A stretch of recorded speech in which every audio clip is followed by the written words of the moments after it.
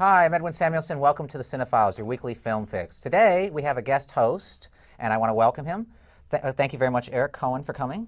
You'll be filling in for Steve, and we're proud to have you. Anyway, as usual, we have Jeff Galashaw. And to center square, of course.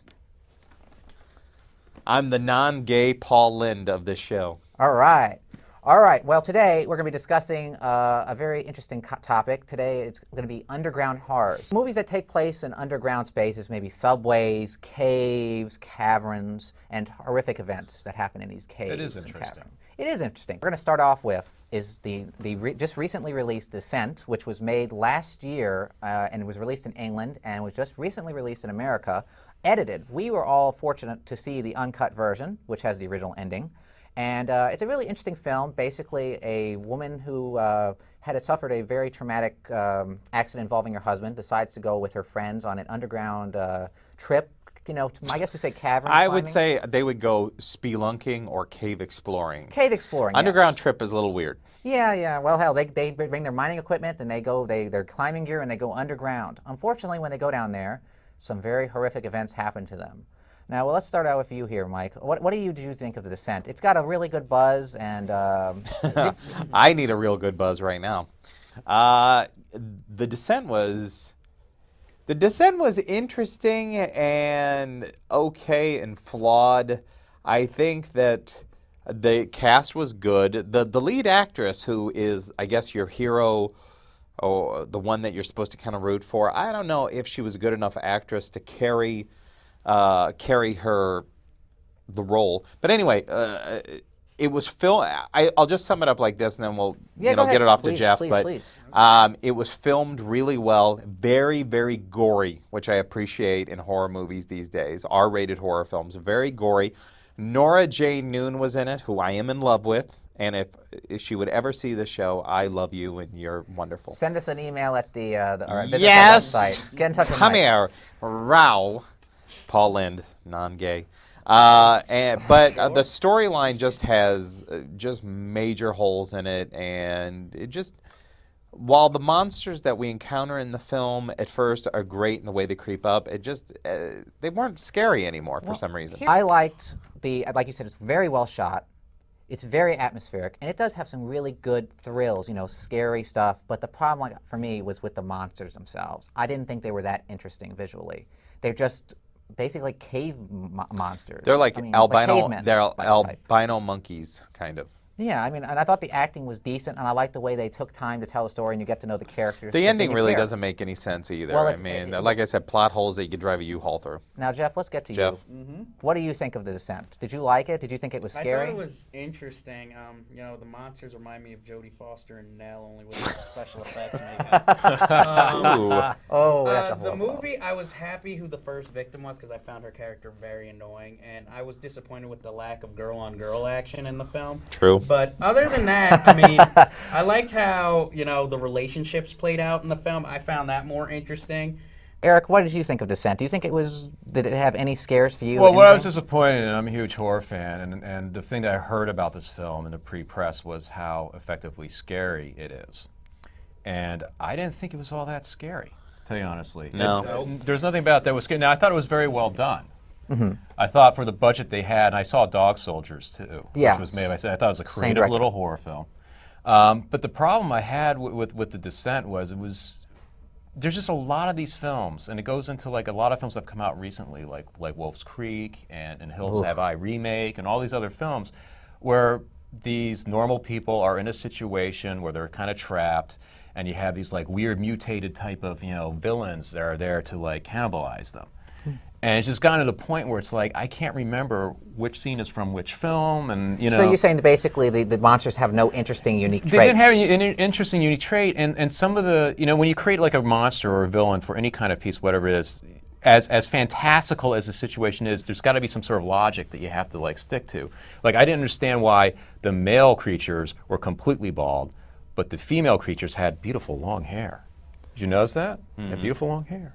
I don't know if it was beautiful, but it was long. But it was long. And like little details like that were kind of like taking me out of the movie. I didn't mind the performances though. I didn't mind the lead actress. I saw the American version. Oh, you did see the American version. Someone explained to me what happens in the British version. Apparently, what happened was all they did to change the American version was they just cut off that last final coda. Yes, which basically was her escape. Basically, we'll just I can tell you without giving away. You basically find out it's a dream and reality. And that's basically what it is. It's not. It's really happening. What's happening at the end of the movie, And basically, she accepts it, Well, the thing is, though, it makes sense because they set you up for that. Because the character has these moments where she kind of has these like hallucinations about her daughter and the accent stuff, and they kind of set you up for that, the British coda. By cutting that off, the ending to the American version didn't make any sense because then you have to again, the logic of the situation. She escapes, which means she can get outside, which means those creatures can get outside. So but that's given away that the creatures get outside because they have all those bones in there of the animals that they come up and. Why don't they stay outside? Probably because they're nocturnal creatures. Well, they can't do they're the daylight. albino, so I don't think they're vulnerable to sunlight. But how they develop in the first place?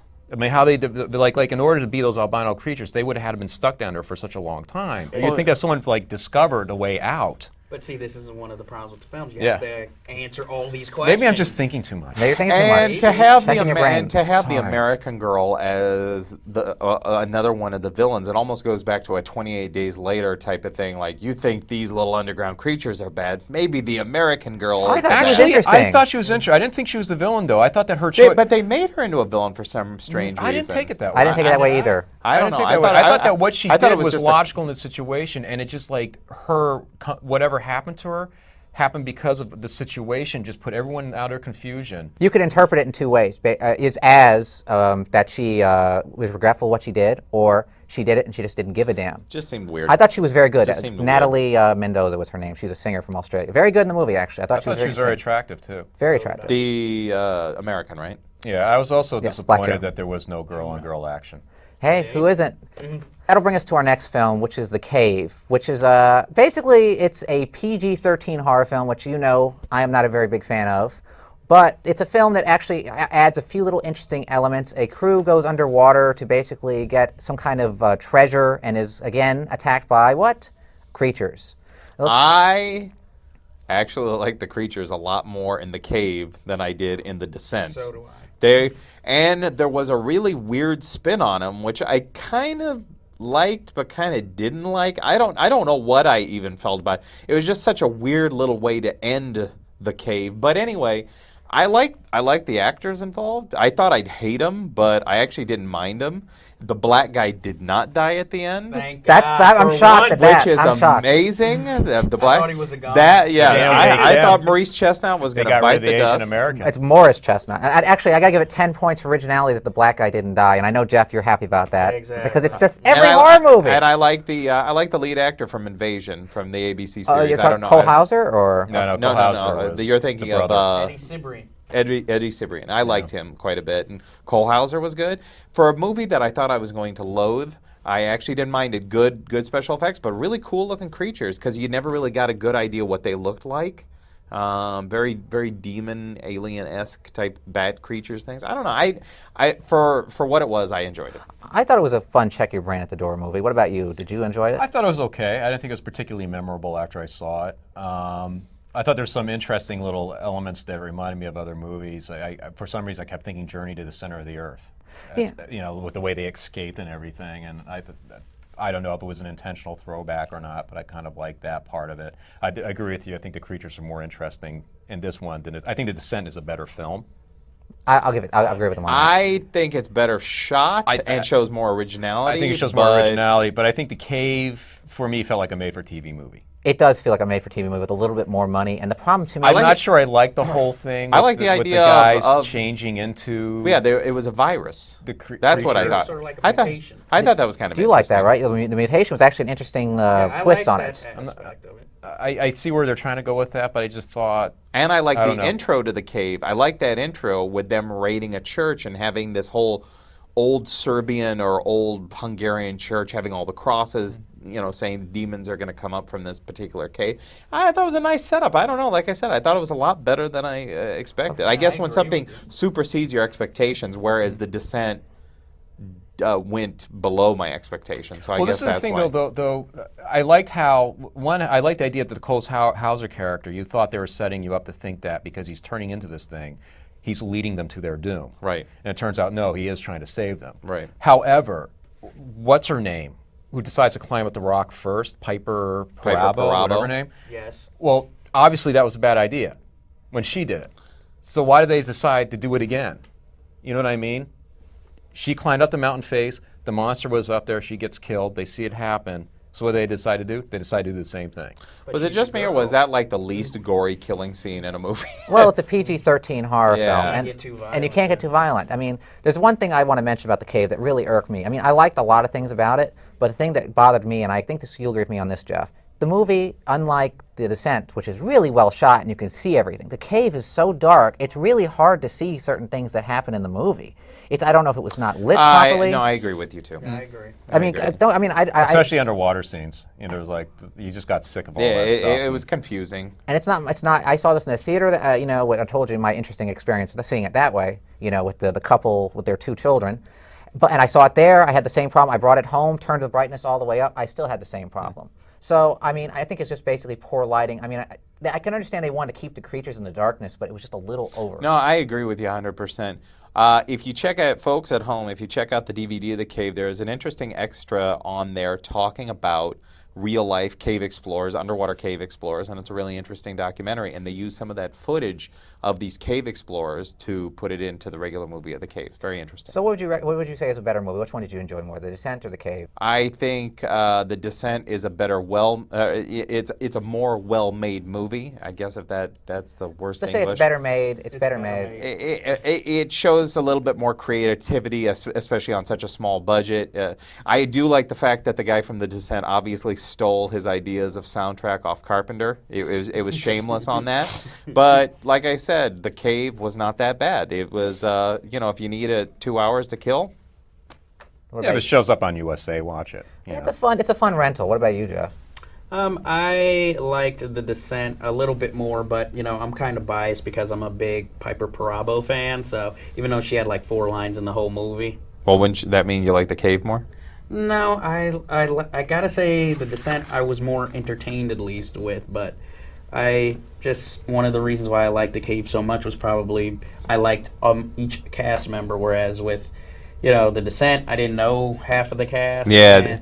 It was hard trying to figure out in The Descent, the deciphering. Like there was 3 girls that were almost exactly alike. They all had long blonde hair. And at least with Nora Jane Noon, she had the punk rock haircut and the American. She looked Spanish, and I didn't have that problem. I didn't have that problem with either. But there was that annoying Swedish girl. It was like, oh, you must be so strong. What I liked about The Descent is that the characters, you got to know the characters, and there was a lot of characterization. In the Cave, it's just they're in the cave and that's it. I think The Cave is a solid B movie. It's one of those things where, like, if I was bored on Saturday and turned up on Sci-Fi Channel, I would watch it. It never aspires to be anything. And not be bored watching it, right? Whereas The Descent, there's an attempt at creating complex characters and relationships and stuff between the friends and stuff like that, which I appreciated. I'm not sure if it entirely worked. The Cave and Descent are both very entertaining. I will go a little bit over Descent if you want more of a real movie. The Cave is more of a B movie and a lot of fun. Let's go to the film that started the whole genre, which is one that I really, really love. The film is known as Raw Meat, but the director prefers the more appropriate title of Deathline, which I think is a better title. The film is called Raw Meat here in America. It was cut. Thankfully, it was just released on DVD uncut. It stars Donald Pleasance as a police investigator, and it has Alan Ladd Jr. as a man whose girlfriend has been abducted by a creature from beneath the subway. He's not a creature. He's a guy. Well, he's a guy who's mutated, kind of. He's like just rotting from a disease, isn't he? He's diseased. That's not mutated, man. Exactly. Well, I'm going to start out with you because I know you like this film as much as I do. Well, I like it. I think it's a little dated. I agree with you on that. I like it because I really enjoy Donald Pleasance in it. Mm-hmm. It's a sort of a I don't know what quite. It's like Mike said to me. It's like he's acting in a Pinter play or something. Oh, he's crazed. And he does this. I remember when I first saw the film. I think it was like on TV or something. I was a kid, and he did this thing with his tea bags, which always sticks with me. The way he just would discuss. I think that's the thing. I don't mean to interrupt Eric here, but I think it's 2 separate films. It's the Donald Pleasance. I'm in a Dennis Potter film, and then it's this sympathetic Beauty and the Beast crap. It's very disappointing for me. I'm sorry. I just had to. Well, the problem, I mean, there is a, like seeing again as an adult, there is, again, the same logistical problem I had with The Descent was, okay, this guy is capable of going, the whole premise was a bunch of people were like stuck in this cave-in. 1880s. Right, okay. But obviously at some point they're able to go above ground and get people. Produce, and basically the descendants are still underneath the ground, right. kind of. It's very complicated, but the person is, I guess you could say, is maybe kind of inbred from multiple breeding, right. Incestuous relationships or something. Absolutely hated that they made him sympathetic. Really? Hated it with a passion. So annoying. Because it makes it more than just a horror film. It becomes this like sort of social commentary kind of thing. Yeah, I just didn't. Well, that's one of Jeff, the. You're agreeing with me. I'm agreeing with you, but I guess when you put it the Beauty and the Beast way, just watching that film made me laugh because pretty much to me, all he does kidnap her and he doesn't hurt her. But then there's that scene where like she just pushes him and he pushes her back, where it becomes totally not Beauty and the Beast and more like, okay, I'm about to kill you, and then of course her boyfriend comes and saves her, and she keeps smacking the fleshy lump on his head. He's like, a donkey, a go. A donkey, a go. Light the candle! No, that's actually what he's trying to say is, mind the doors, because that's all he's ever heard from the theme of the subway. Can I say I hate you so much for disagreeing with me? Yeah, I hate you for disagreeing with you. I hate you. Then you've got to hate me too, because I agree with him. It was so disappointing because I went in with so many expectations for this film because I liked it because it was so odd, unique for a horror film of that period. Yeah, you know what I mean? I expected something more gory. But see, my whole thing is the reason I like the film so much is Donald Pleasance's performance. If it wasn't for that, I wouldn't like the film. But at it's all. Donald Pleasance. It's a separate film. I'm sorry. I know, but it almost like but if it wasn't for that Donald Pleasance part, I wouldn't like any of the rest of the film. Well, Donald Pleasance, some interesting thing. I met the director. I got to meet him when they showed Deafline at the Walter Reed Cinema, and he was there with his own personal print. And he told me some very interesting details about the movie. And was one of the most fascinating details I've ever heard about a movie, ever. And he told me the most interesting thing. The producer, I'll Alan, be the judge of that. one of the producers was friends with Marlon Brando. And Marlon Brando, and this is not a joke, he was completely serious about this, was to play the character of the underground caveman. Well, he said basically his son Christian got sick with pneumonia and he had to drop out. But he said he was going to do the movie, the role, and basically never admit it was him in heavy makeup, and not even take billing for it, just as a rumor. The one thing I got to mention is that tracking shot in the middle of the movie is amazing. There's this one unbroken shot. That's amazing. Why didn't you think it was that great? I guess because the whole movie was so disappointing, and also it was dark for me too, and I was just trying to figure out what was going on in there, and then him with like the little pseudo funeral. But I'd also like to talk about its what would you say the homage? The homage or the remake, the recent remake of Raw Meat, well, it's basically an uncredited remake. It's just basically a homage to the original. I mean, it's a loose remake, and they didn't have any rights. What the movie is called Creep, which stars, please forgive my... Franca Potenta. Who, as you might know from Run, Rolla Run. And The Bourne Identity. Yes, and a few other films. And she stars a woman who falls asleep on a subway platform and... not just falls asleep, but she's also a party girl. And she's a rich girl. She's one of these girls that you'd see. She'd be like the 5th cast member of Sex and the City if it was taking place in New York instead of London. Very vapid... not very sympathetic towards homeless people. Her credit should be drunk girl or party girl, because basically she's an unsympathetic character who just cares about getting high and drinking, and she falls asleep at the subway from being really boozed up, and then she wakes up, and then she's locked in the subway station. And Jeff, I want to start out with you. What did you think of Creep? Creep is pretty much what Raw Meat would be without Donald Pleasance. I hated the film. I sat there bored to tears, waiting for something interesting to happen, and unfortunately a black guy does die in this movie.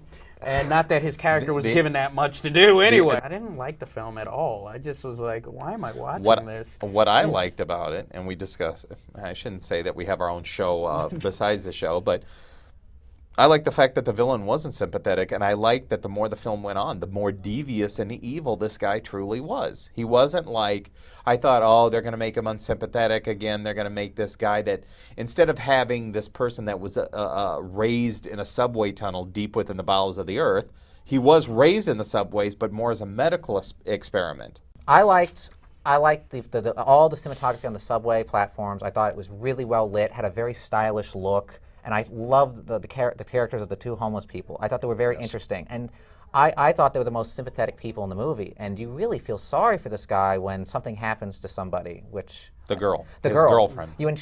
Basically she gets killed, which I'm sorry if I give it away, but of course you're gonna know what's gonna happen if he gets upset. It's so brutal. It's brutal and it's upsetting, and you really feel bad for this guy when you see his rage when he wants to get revenge. But he doesn't even really know what really truly happened to her, and that's even more grotesque. And it's more interesting, I think. You know? Because you keep expecting her to be saved. It was very well shot. I love the setup. I love how you have this character as a party girl. I liked how it was set up that this guy she meets at a party or knows from work or something, attempts to rape her, and then the monster's introduced by attacking the guy who's trying to rape her. I think that was sort of interesting. The problem I had with it is that I thought it was a little too cute, a little too precious in its plot contrivances. Yeah. Surprised to hear you say that. Like to get her from one dangerous situation to another dangerous situation. I had a whole thing in a party sequence where the whole premise is that she wants to go and meet George Clooney, and it just seemed like it could have been better written. I can agree with you on that. You know, after that, though, I think it's even like the homeless. Like I thought the ideas of the homeless people, the ideas were there. Mm-hmm. But I think it needed like a better writer or something behind it, because like everything just seemed a little too precious, a little too cute in its idea of how to get from point A to point B, and the little tongue-in-cheek moments. And that's it. That's all I have to say about that. Let's wrap up the show finally with I guess you could say a holiday-themed slasher film in an underground cave. Right there, that's a winner, folks. Oh it's a winner. God. As you know, My Bloody Valentine was released in 1981 during the height of the slasher era, and garnered a very big cult with some very memorable scenes with it when the killer leaves Valentine's, and one of my favorite is roses are red, violets are blue, one is dead, and so are you. I mean, that just gives you the idea of what the movie's about. What would you guys say? What do you? I'm going to start. Okay. I'm going to start off with you, Jeff. I could go on. It's just pure '80s cheesy horror film. Every cliche is there. Even the fat party guy is there, and I'm just the big fat party animal. Exactly. I'm like, oh my god. And then at the end, when the killer is revealed, and you're like, okay, that makes no sense. Then they do this like 1 minute explanation of why he's doing all the killing. And then, I'm sorry, this is something I have to spoil because, because his father was killed by a madman 30 years ago. He has to do this now that they're going to throw a Valentine's dance. And then not only does he get away, but he plays it like he's the Joker or the Riddler running away at the end, with, oh, I'm going to get you next year. It's like, yeah, because nobody's going to be looking for him particularly on the streets, the cops or anything. And I'm just like, this film is so ridiculous. I mean, if you like pure 80s cheese, I would say watch this film. But if you really do not like 80s cheesy cliched horror films, do not watch this. If you like good horror films, avoid this one. It's not even really a horror film. It's like some weird kind of mystery kind of thing. But it's really got gory. that teen comedy. But the teenagers are not in high school. And they're minors. It's Canadian. Everyone says, hey, let's go have another moose head. But nobody, you don't realize when you see it when you're young, you don't realize that it's Canadian. But then you see that it's in this town, but in very, very, very tiny words on the side. It says Alberta. It doesn't even have the elements. I mean, you're talking about like as a typical cheesy 80s horror. It doesn't even have like the elements It has one great element with the old bartender goes in the story. The soundtrack's wonderful because first they're decorating the gym with the Valentine's dance, and you hear this like upbeat music, and then the old man yells at him at the bar going, "You fools! Don't you remember? Did everyone forget 20 years ago?" And then you do that flashback music like and it shows up the dissolve. Yeah, the dissolve, and it happened one night 20 years ago.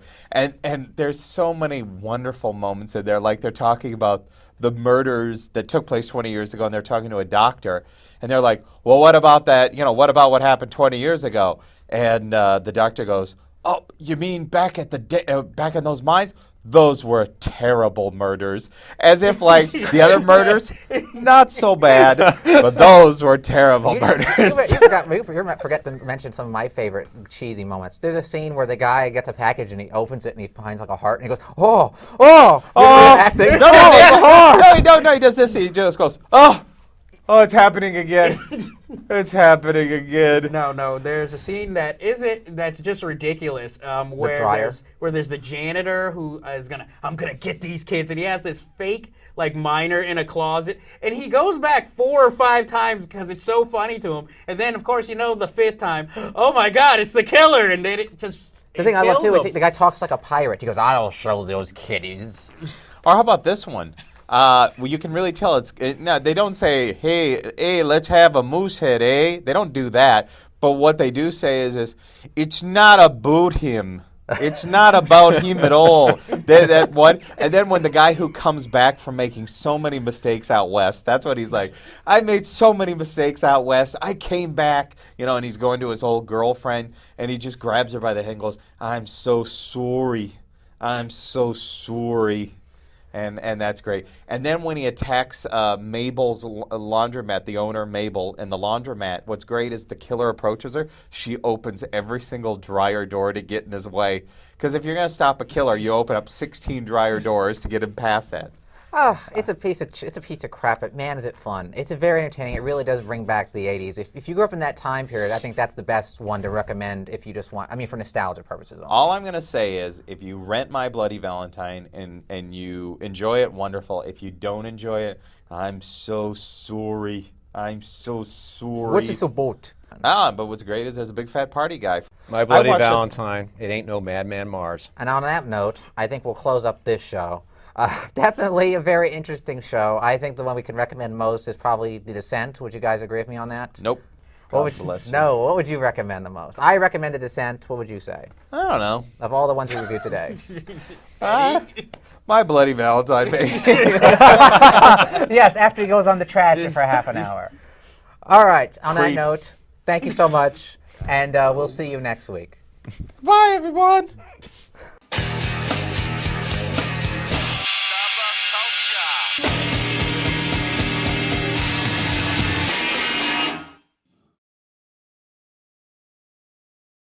Cave monsters. They're like albino. Like they're albino monkeys, kind of. Yeah, and I thought the acting was decent, and I liked the way they took time to tell a story, and you get to know the characters. The ending really doesn't make any sense either. Well, like I said, plot holes that you could drive a U-Haul through. Now, Jeff, let's get to you.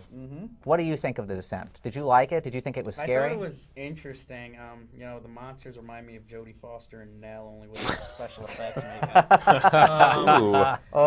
The movie, I was happy who the first victim was because I found her character very annoying, and I was disappointed with the lack of girl-on-girl action in the film. True. But other than that, I liked how, the relationships played out in the film. I found that more interesting.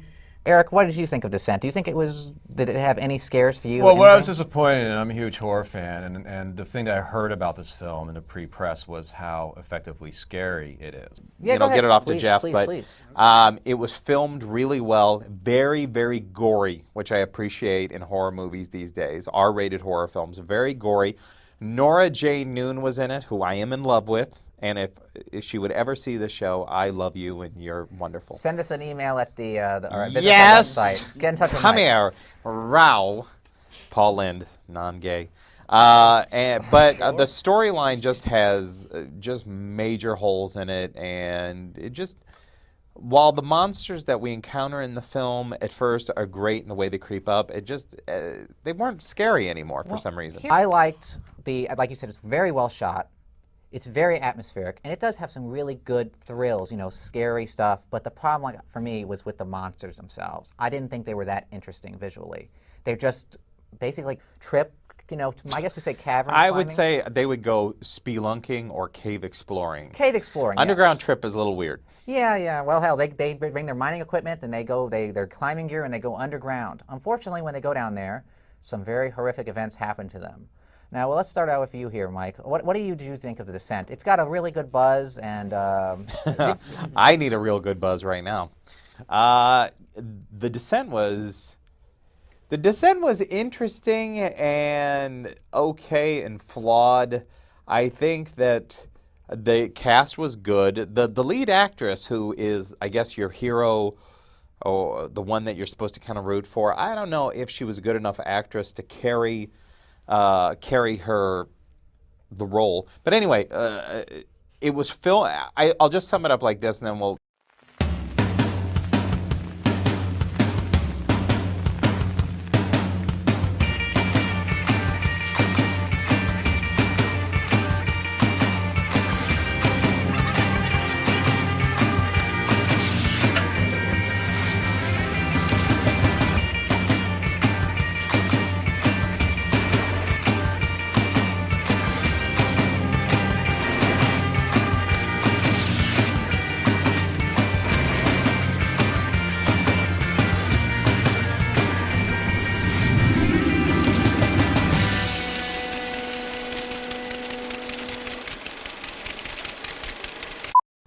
Hi, I'm Edwin Samuelson. Welcome to the CineFiles, your weekly film fix. Today we have a guest host, and I want to welcome him. Thank you very much, Eric Cohen, for coming. You'll be filling in for Steve, and we're proud to have you. Anyway, as usual, we have Jeff Galashaw. Into center square, of course. I'm the non-gay Paul Lind of this show. All right. All right. Well, today we're going to be discussing a very interesting topic. Today it's going to be underground horrors. Movies that take place in underground spaces, maybe subways, caves, caverns, and horrific events that happen in these caves. It is and interesting. caverns. It is interesting. We're going to start off with is the just recently released Descent, which was made last year and was released in England and was just recently released in America, edited. We were all fortunate to see the uncut version, which has the original ending. And it's a really interesting film. Basically, a woman who had suffered a very traumatic accident involving her husband decides to go with her friends on an underground